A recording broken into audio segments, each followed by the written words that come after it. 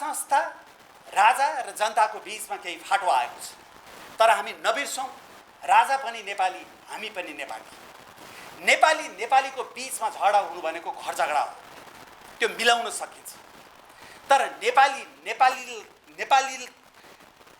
नेपालीलाई हानेको चड्कन सहन सकिन्छ, तर घर झगडामा जब छिमेकी प्रवेश गर्छ र विदेशीले आएर चड्कन हान्न थाल्छ, हामी व्यवस्थापन गर्न सक्दैनौँ भनेर मैले धेरैचोटि भने।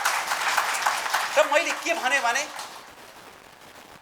यो जस्तो किसिमबाट विदेशीहरूको व्यापक रूपमा हस्तक्षेप भइरहेछ, यो अवस्थामा राजदरबार भत्काएर त्यसको ठाउँमा दिल्ली दरबार नबनाऊ भनेर मैले लेखेँ। र दिल्ली दरबार भनेको मैले विदेशी हस्तक्षेपलाई बिम्बात्मक रूपमा प्रयोग गरेको थिएँ, लेखेँ। तर आन्दोलनको हुरी चलेको बेलामा त्यो सुनिदिने कसैले पनि सुनवाई भएन, सुन्ने अवस्थै थिएन। त्यसपछि 2072 सालमा नेपालको संविधान आयो।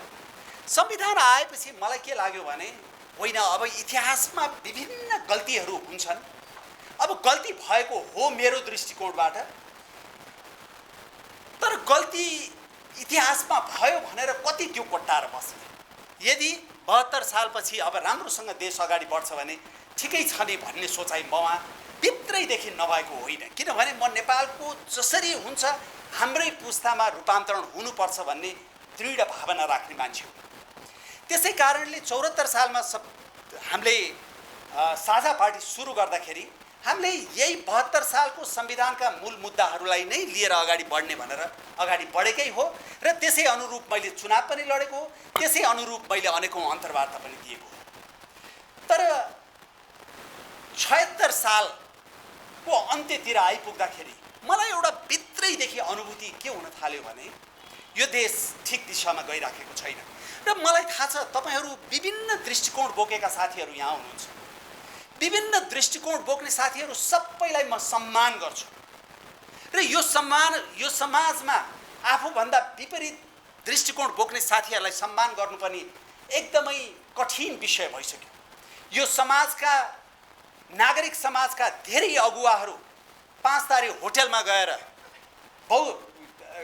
लोकतन्त्रमा विचारको विविधताबारे, बहुलवादका बारे प्रवचन दिएर आउँछन् र साँझ आएर कम्प्युटरमा बसेर आफूभन्दा विपरीत दृष्टिकोण राख्नेहरूलाई सामाजिक सञ्जालमा तथा नाम गर्छन् र खिच्याउँछन्। त्यसले लोकतन्त्रको जगेर्ना गर्दैन। लोकतन्त्रमा बहुलवादी सोच र विभिन्न विचारलाई सम्मान गर्नै पर्छ, म गर्छु। तर मलाई के फिल हुन थाल्यो भने यो देशमा तपाईँ राष्ट्रपतिको संस्थामाथि विश्वास गर्न सक्नुहुन्छ? राष्ट्रपतिको संस्था भनेको राजनीतिभन्दा माथि उठ्नुपर्छ कि पर्दैन? यो देशमा तपाईँ प्रधानमन्त्रीको संस्थामाथि विश्वास गर्न सक्नुहुन्छ? यो देशमा तपाईँ सर्वोच्च अदालतमाथि विश्वास गर्न सक्नुहुन्छ?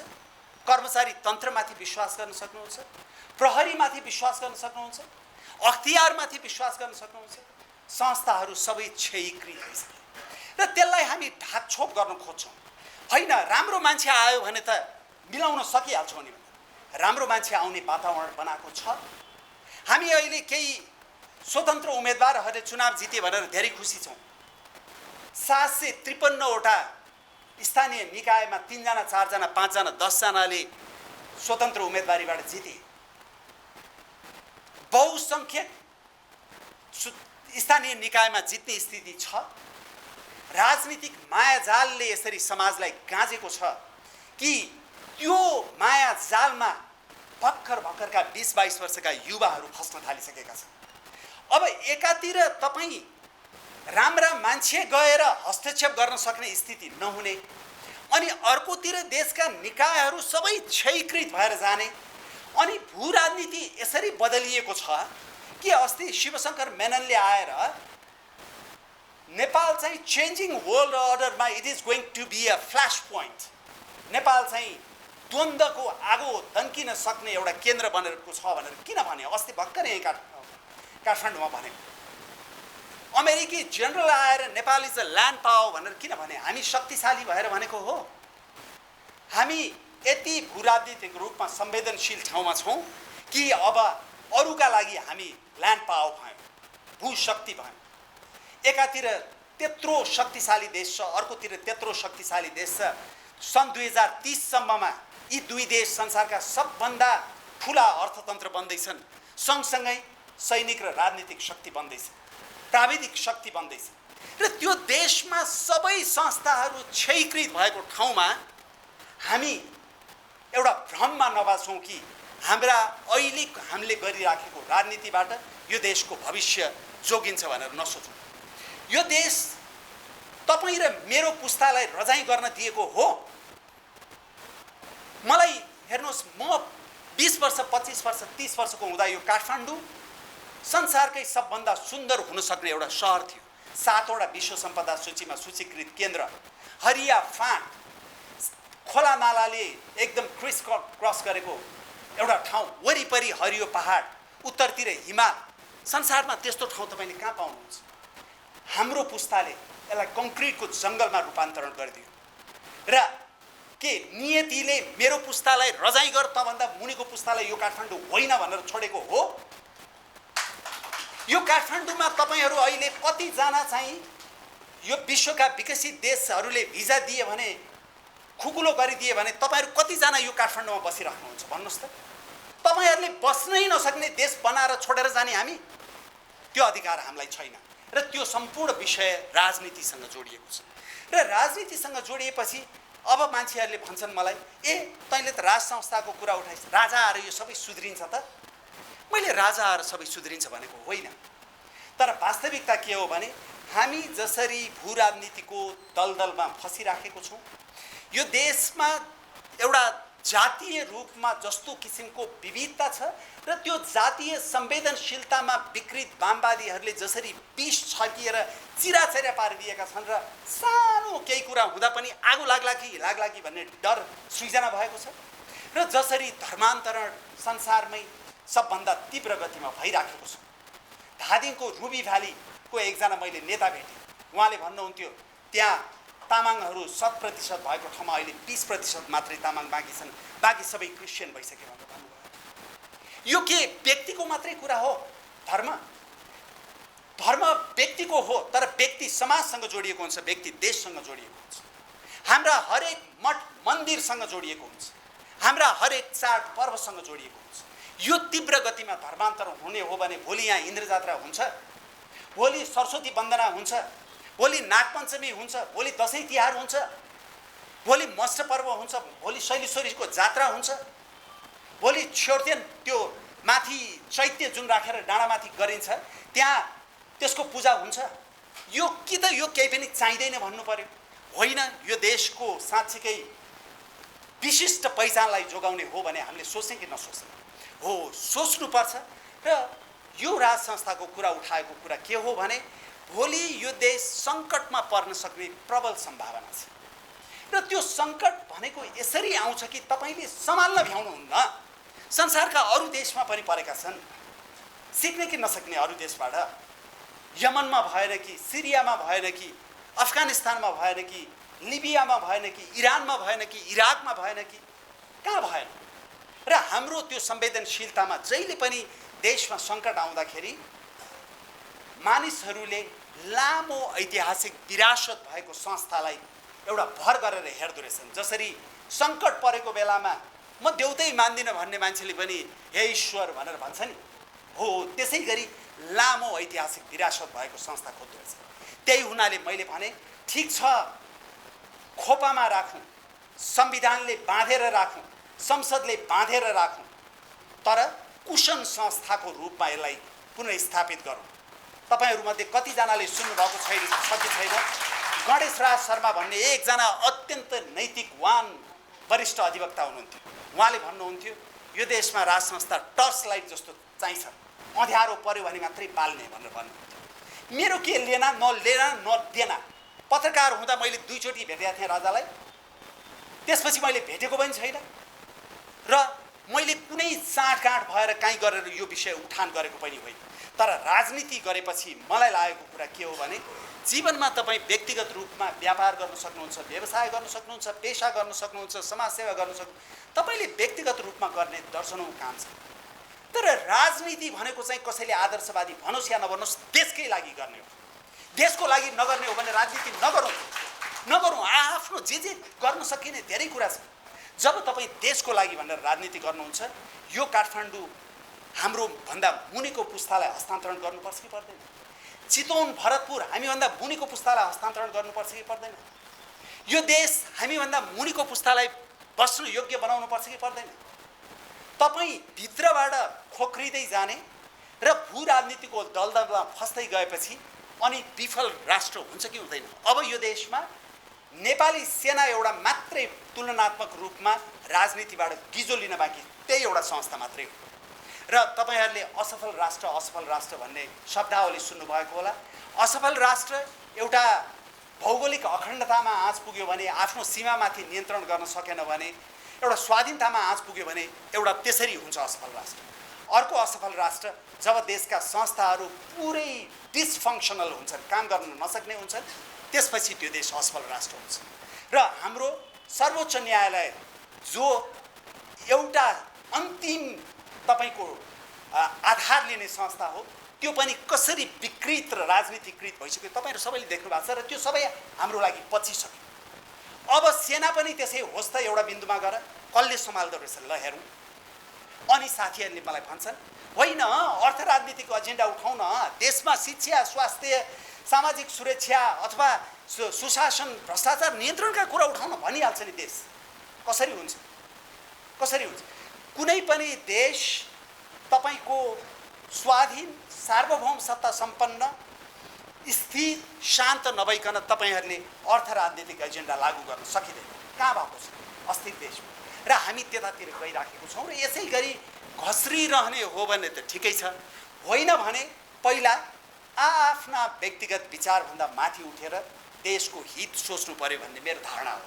र मैले यो पुस्तकमा पनि लेखेको छु, सैद्धान्तिक रूपमा म मेरिटोक्रेसीमा विश्वास गर्छु, उत्कृष्टतामा विश्वास गर्छु। राज संस्था भनेको जन्मसिद्ध अधिकारमा विश्वास गर्छ, मेरिटोक्रेसीले कर्मसिद्ध अधिकारमा विश्वास गर्छ। म कर्मसिद्ध अधिकारमा विश्वास गर्छु। म अघि उहाँले अलिकति फरक ढङ्गबाट इन्टरप्रेट गर्नुभयो, साँच्चै नै राज्यले कुनै धर्मलाई प्रोटेक्ट गर्नु हुँदैन भनेर ठान्छु, सबैलाई समान व्यवहार गर्नुपर्छ भन्छु। तर त्यो मेरो विचार हो। मेरो व्यक्ति विचार भनेको व्यक्तिको हुन्छ, देश भनेको सारा जनताको हुन्छ। नेपालले 72 सालको संविधान ल्यायो, संविधानमा कतिपय असहमतिहरू छ, तर त्यो संविधानको पालना गर्नुपर्छ नि, किनभने त्यो विचारभन्दा माथि भनेको त्यही हो। तपाईको विचार फरक होला तर संविधान त मान्नु पर्यो नि। हो, त्यसै गरी मेरो विचारभन्दा माथि उठ्नै पर्छ यदि देशलाई सोच्ने हो भने। नेसनल इन्ट्रेस्ट र पर्सनल इन्ट्रेस्ट, राष्ट्रिय हित र व्यक्तिगत सोच बीचको भिन्नता हामीले बुझ्न सकेनौँ भने हामीले देशको हित गर्न सक्दैनौँ। र नेपाली समाजलाई यसरी तपाईको यो राजनीतिक मायाजालमा परिएको छ कि तपाईको तलसम्म फरक दृष्टिकोण र फरक भाष्य आउने बित्तिकै त्यसलाई प्रतिगामी र पश्चगामी भनेर तथा नाम गरिन्छ। र म भिड्छु भनेर मैले यी विषयहरू उठाएको, किनभने मेरो लागि मेरो स्वयंको विचारभन्दा यो देश ठुलो हो। अस्ति एकजनाले एउटा लेख लेख्नु भएको थियो, देश स्थिर हुन्छ विचार अस्थिर हुन्छ भनेर। किन्स एकजना विश्व विख्यात अर्थशास्त्री छन्, उनले भनेका छन् when facts change I change to you भनेर भन्छ। जब तथ्य परिवर्तन हुन्छ म परिवर्तन हुन्छु, तिमी परिवर्तन हुन्छौ भनेर प्रश्न गर्छ। यदि तथ्यगत विषयहरू पनि परिवर्तन भएर हामी परिवर्तन हुन सकेनौँ भने हामी जडसूत्रवादी हौँ र त्यो जडताले समाज कहिले पनि निर्माण हुँदैन। त्यसो हुनाले पहिला देशको बारेमा सोचौँ र देश सँगसँगै यो किताबमा मैले तपाईको यो देशको परिवर्तनका लागि पहिला देशको बारेमा मैले विषयहरू उठाएँ, जहाँ तपाईहरूले देखिहाल्नुभयो संवैधानिक राष्ट्र संस्था, संघीयता खारेजी, हिन्दू बौद्ध राष्ट्र भनेको छु मैले। हिन्दू राष्ट्र मात्रै भनेको छैन, किनभने 80% हिन्दू छन्, 10% बौद्ध छन्। बुद्ध जन्मेको देश हो यो, र हामीसँग भएको कुरालाई कहिले पनि विश्वव्यापी रूपमा मार्केटिङ गर्नै जानेन। अरूहरूले साना साना कुरा मार्केटिङ गर्छन्, हाम्रो लागि त बुद्ध जन्मेको देश भनेको त यो त धेरै ठुलो एउटा सम्पत्ति हो। संसारका 4वटा प्रमुख धर्ममध्ये 2टा धर्म तपाईको केन्द्र नेपाल।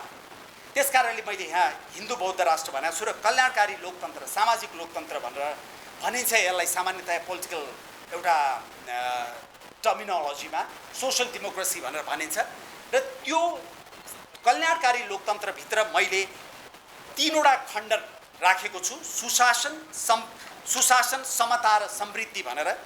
सुशासनमा मैले 7वटा बुँदाहरू राखेको छु। यो चरम राजनीतिक हस्तक्षेपलाई कसरी अन्त्य गर्ने, भ्रष्टाचार नियन्त्रण कसरी अन्त्य गर्ने, निर्वाचन प्रणाली र प्रक्रियामा कसरी सुधार गर्ने, सरकारी कर्मचारीको दलीय युनियन खारेज गर्नै पर्छ कसरी गर्ने, दलीय पेशागत सङ्गठन खारेज गर्नुपर्छ, दलीय विद्यार्थी युनियन खारेज गर्नुपर्छ र पद्धति पारदर्शिता इमानदारी उत्कृष्टता यो सुशासनको लागि अत्यावश्यकीय पक्षहरू हुन्। त्यसै गरी समताको लागि निशुल्क र गुणस्तरीय सार्वजनिक शिक्षा, स्वास्थ्य र सामाजिक सुरक्षा र जनजाति सीमान्तकृतहरूको हक हितको सुनिश्चितता भनेर 2टा समताको खण्डमा राखेको छु।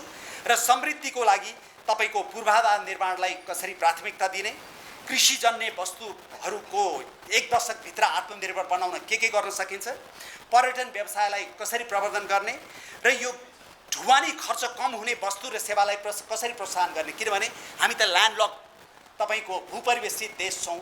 त्यस हुनाले हाम्रो त्यो ट्रान्सपोर्टेसन कस्टदेखि लिएर सबै हाई हुने हुनाले कसरी त्यस्तो कुरालाई प्रवर्धन गर्ने र गिग डिजिटल इकोनोमी यो चाहिँ अहिले पछिल्ला वर्षहरूमा प्रविधिले लिएर आएको एउटा अर्थतन्त्रको चरित्रमा लिएर आएको परिवर्तनलाई यसले सम्बोधन गर्छ। त्यसको व्याख्या मैले किताबमा गरेको छु। र वैज्ञानिक बस्ती विकास, भूउपयोग र वातावरण संरक्षण र समग्र निकटताको विदेश नीति भनेर मैले यो समृद्धिभित्रै राखेको छु। किनभने हामीले समनिकटताको विदेश नीतिलाई साँच्चीकै सन्तुलित रूपमा अगाडि बढाउन सकेनौँ भने त्यसले हाम्रो आर्थिक विकासमा समृद्धिमा सिधै असर पार्छ। यसरी मैले यो पुस्तकमा तपाईको यी विषयहरू भन्नाले एउटा राजनीतिक सामाजिक पक्षलाई उठाएको छु, जसमा मैले संवैधानिक राज संस्था संहिता खारेजी भनिहाले, हिन्दू बौद्ध राष्ट्रका कुराहरू र अर्को चाहिँ अर्थ राजनीतिक पक्षलाई उठाएको छु। जुन दुईटै कुरा सँगसँगै गएन भने हेर्नुहोस् हामी त 60 पुग्न लाग्यो, तर यहाँ हलमा भएका धेरै साथीहरू युवा हुनुहुन्छ। मलाई धेरै साथीहरूले भन्छन् राज संस्थाको तपाईले विषय उठान गर्नुभयो, 25 वर्ष मुनिको जनसङ्ख्या आधा छ, उनीहरूलाई राज संस्थाको चासो छैन। तपाईहरुलाई चासो छैन किनभने तपाईहरुलाई वस्तुपरक ढङ्गबाट इतिहास पढाइएकै छैन। किन चासो हुनुपर्छ भने हाम्रो पुस्ता बितेर गए पनि तपाईको पुस्ताको लागि यो देश बस्न योग्य हुनुपर्छ। र आज हामीले तपाईहरुको पुस्तामाथि अन्याय गरेका छौँ र न्याय गर्नको लागि मैले आज चुनाव जित्छु कि जित्दिनँ भनेर यो विषय उठान गरेको होइन। मलाई धेरै साथीले भनेका थिए चुनाव पछि मात्रै यो विषय उठान गर्नुहोस्, तपाईले योबाट चुनाव जित्ने ठुलो सम्भावना छ, यो विषयले तपाईलाई अप्ठ्यारो पार्न सक्छ भनेका थिए। मैले भने होइन, यो विषय उठाउँछु र यही मुद्दा लिएर चुनावमा जान्छु, हारे भने हारे। किनभने मलाई चुनाव जित्ने र देश हार्ने राजनीति अब गर्नु छैन। म चुनाव जितेर देश हारेको हेर्न चाहन्छु, म चुनाव पनि जित्न चाहन्छु, देश पनि जितोस् भन्ने चाहन्छु। त्यसकारणले गर्दाखेरि मैले यी विषयहरूको उठान गरेँ। मलाई धेरै कुरा गर्न मन थियो, तर स्वाभाविक रूपमा असाध्यै लम्बिसक्यो यो कार्यक्रम। तपाईहरुले यति धैर्य गरेर बस्दिनु भयो। तपाईहरु सबैको साथ सहयोग समर्थन रहोस्। मेरो यो देश बाहेक अर्को कुनै ध्येय र उद्देश्य छैन यो पुस्तक लेख्नुमा। र कि त देश होइन, केही पनि होइन, व्यक्ति नै प्रधान भनौँ, होइन देश प्रधान र देश विकसित भयो भने हरेक सामान्य व्यक्तिको पनि जीवन स्तर उठ्छ। अन्यथा हामीले तपाईको मुगुमा, दार्चुलामा अथवा सप्तरीमा जन्मेको नेपाली पनि नेपाली, म पनि नेपाली, म चाहिँ काठमाडौँमा जन्मेका हुनाले सबै कुरा पाउने, उनीहरूले चाहिँ शिक्षा पनि नपाउने, स्वास्थ्य पनि नपाउने, सामाजिक सुरक्षा पनि नपाउने दशकौँदेखि यस्तै नेपाल चलिराखेको छ। र यसलाई कुनै पनि हालतमा रोक्नै पर्छ। त्यो रोक्नको लागि तपाईहरुको साथ सहयोग चाहिन्छ। तपाईहरु सोशल मिडियामा बोल्नुहोस्, तपाईहरुलाई प्रतिगामी पक्षगामी भन्ला भनेर नडराउनुहोस्। यो देश तपाईहरुको हो, हाम्रो भन्दा नि बढी तपाईहरुको हो। तपाईहरुको जीवनमा नडराउनुहोस्। र म त डराउँदिनँ, कुनै पनि हालतमा डराउँदिनँ। र यो कुनै पनि हालतमा यो देशलाई ठिक ठाउँमा ल्याउनु पर्छ भनेर लागेको छु। तपाईहरुको शुभकामना रहोस्। यो देशलाई घात हुने काम गर्दिनँ। मैले चुनावको बेला बारम्बार एउटा कुरा भने, म मान्छे हुँ, गल्ती गरौँला, बेइमानी गर्दिनँ, यो देशलाई खातोले काम गर्दिनँ भनेर भने। आज पनि म त्यसैमा दृढ छु। तपाईहरू सबैको जय होस्, नेपालको जय होस्। यहाँहरू सबैप्रति म आभार प्रकट गर्छु। धेरै म औपचारिकतामा जान्न, किनभनेदेखि यति लामो समय आज हाम्रो कुनै काम गर्दाखेरि पानी बर्सियो भने शुभ साहित भन्छौँ हामी।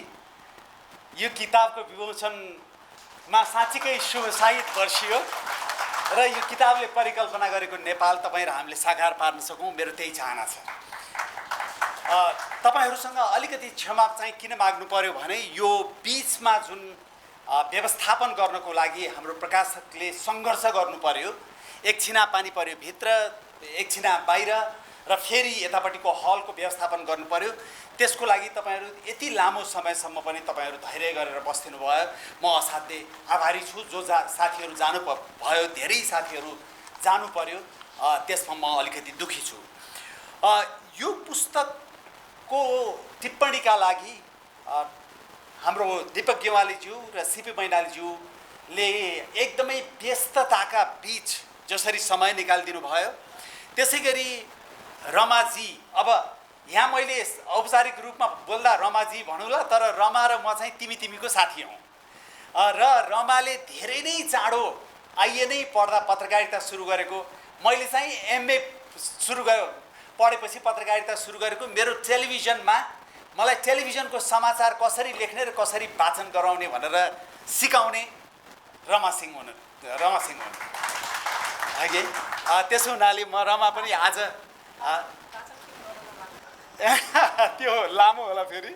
अनि फुटबल नेपालको महिला टोलीको पहिलो फुटबल कप्तान, आज महिलाहरूको फुटबल म्याच हुँदैछ, त्यो पनि छोडेर उहाँ यहाँ बस्दिनु भएको छ।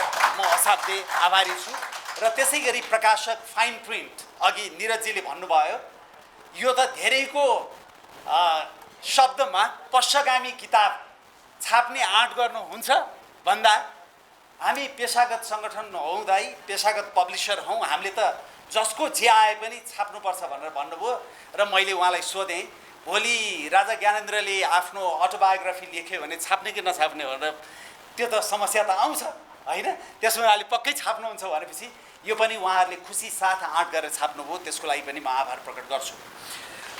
अब यो पुस्तकको बारेमा प्रवेश गर्दाखेरि धेरै लामो समय बितिसकेको हुनाले मलाई भन्न त धेरै कुरा भन्न मन थियो, तर म छोट्याएर भन्न चाहन्छु। कहाँबाट सुरु गर्छु भने 62-63 सालकोमा जब आन्दोलनको हुरी चल्यो, त्यति बेला तपाईहरू युवाहरू धेरै सानै हुनुहुन्थ्यो, कयौँ युवाहरू सानै हुनुहुन्थ्यो। नेपालमा जब आन्दोलनको हुरी चल्छ, त्यो हुरीलाई प्रश्न गर्नु हुँदैन। प्रश्न गर्ने बित्तिकै तपाईँ प्रतिगामी, तपाईँ पश्चगामी, प्रश्नै गर्नु हुँदैन। त्यो आन्दोलनले जता हुरी बहन्छ त्यति बहनुपर्छ।